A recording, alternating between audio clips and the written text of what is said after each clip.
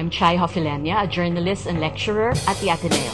With me is Holo, a blogger and self-proclaimed social media climber. Again, I am Holo. Huwag kayong matakot. This is my persona on Twitter. I do Twitter views on Twitter, and now we are conducting Tweetviews where you can tweet, where you can view the discussion. Let's tell our viewers out there about Move.ph. Well, Move.ph is about change. It's about how you are causing to change the perspective, the behavior, the situation of a country from one state to another. And Move.ph is where you can start that ripple of change. We envision meaningful social change, social transformation, with the involvement of citizens who care about the country and where it's headed. At Move.ph, we engage you, our viewers, to talk about what moves you.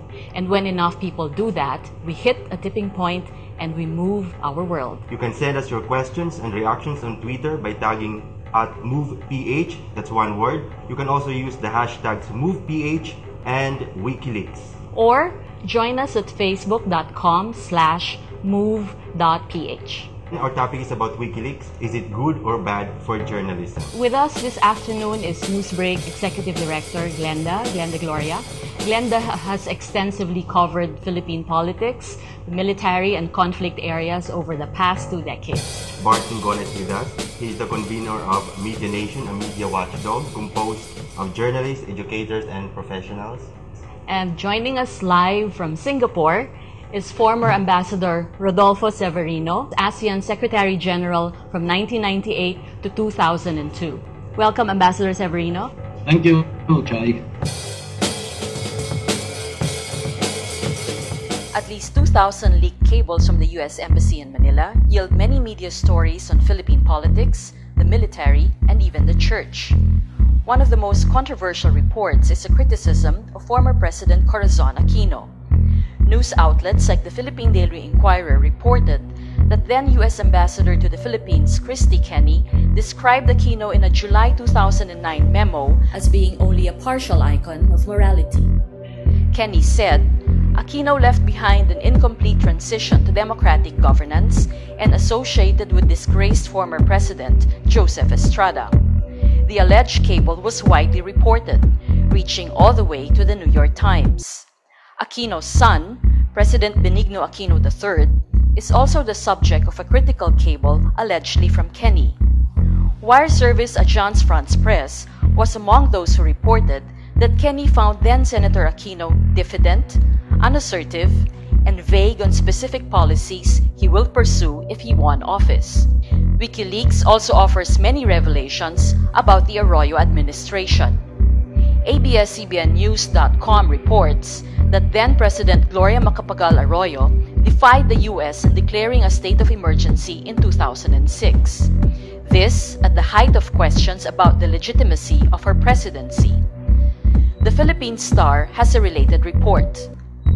The newspaper quoted a cable saying, then-presidential spokesperson Ignacia Bunye asked U.S. officials if they had a hand in the release of the Hello Garci tapes. The church was not spared in the cables on Arroyo.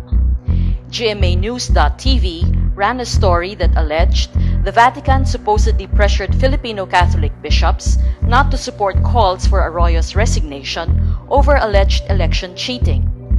The military has its share of Wikileaks allegations.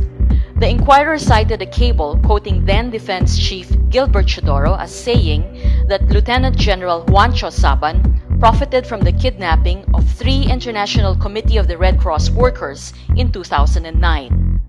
Chodoro allegedly even called Saban ambitious.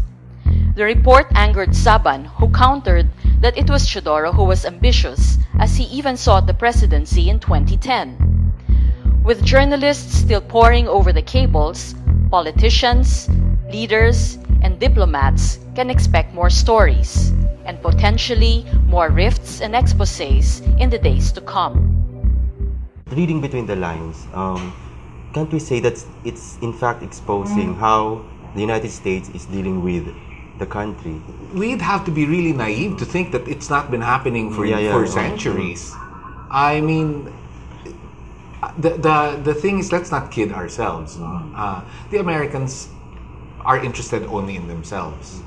they're you know, they have no love lost for even their closest colonies. Come on, I mean, no, diba? They really there's the real love story is between America and itself. So we shouldn't feel like spurned lovers when we find out that they have been, you know, disloyal to us in any way. I really think we should, because if this teaches us anything, this whole trove anyway, the treasure trove of the American cables, is that, you know, we need to watch out for ourselves. If you're looking at how scheming they seem to be, perhaps it's time that we also thought that way. WikiLeaks seems to be influencing the way diplomacy is being conducted. Right. It's influencing international relations. Right. And related to that, it's also affecting releasing secrets which other people would otherwise want to remain hidden. Right. And it's not just, I think, in the area of foreign relations, but even in the military. Yeah. And Glenda, as a defense reporter, I'm sure you've encountered this kind of culture of secrecy. Well, I think I liken, for example, WikiLeaks to raw intelligence data, which a lot of the military officers, for example, or your police intelligence would somehow try to leak to reporters covering them. Especially, for example, I remember during those years of the Cory Aquino regime, when there were a lot of coup plots, there were a lot of intelligence reports alluding to these coup plots. So, in a way, it forces it. You get an intelligence document from the military, and you ask yourself, should I write about it? But there is an assumption here, which is kind of does not exist in some of the cables released by WikiLeaks. For example, a cable involving the letter of the former U.S. ambassador regarding a breakfast meeting he had with the former defense secretary.